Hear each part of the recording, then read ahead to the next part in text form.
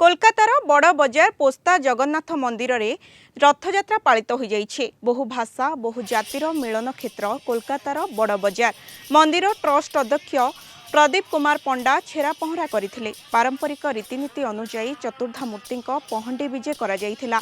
हजार हजार भक्तों समागम रे रथ टणा जाइथिला। एने अधिक आलोचना करिसंती आम Kalinga TV Kolkata bureau head Pramod Mohanty. यही हूँ कोलकातार पोस्ता जगन्नाथ मंदिर। आम जानती यही से पोस्ता जी कि एशिया महादेशर सर्वबृहत वाणिज्य केन्द्र भाव परिचित। बहु भाषा बहु जातिर लोक एठारे संप्रीति सूत्र में बसवास करती एवं जगन्नाथ होती आस्था। जय जगन्नाथ। नीलाचल निवासाय नित्याय परमात्मने बलभद्र सुभद्राभ्याम श्री जगन्नाथाय ते नमः।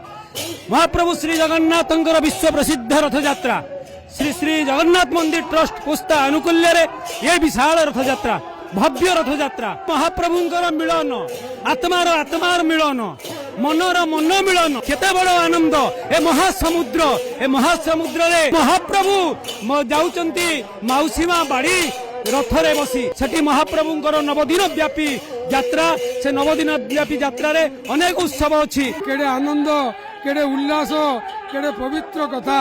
यही कथा को देखंतु अनेक ओडिया कोण उपकोण आसी प्रभुंकर यही पवित्र रथयात्रा को आनंद मुखरित करि पारिचंती। तेणु यही रथयात्रा रे समग्र मानव जातिर केडे पवित्र दिन केडे आनंदर दिन केडे उत्साहर दिन प्रभु यही चिंताधारा यही आनंद उल्लास समस्त मनरे भरी दियंतु। यही घोष यात्रा श्री श्री जगन्नाथ मंदिर ट्रस्ट अनुष्ठित करवाउची प्रभुंकर यही यात्रा महान पर्व रे कलिकतार यही पोस्ता अंचल रे एक विशाल जन समुद्र श्री श्री जगन्नाथ मंदिर ट्रस्ट पोस्ता प्रभुंकर आशीष मागे यही अंचल समस्त जनसमाज समस्त श्रद्धालु एवं समस्त भाषाभाषी लोक माने सर्वदा महाप्रभु आशीष रुहतु। जय जगन्नाथ। प्रभु जगन्नाथंकर श्री घोष यात्रा बहुत अशेष पुण्य दर्शन हुए।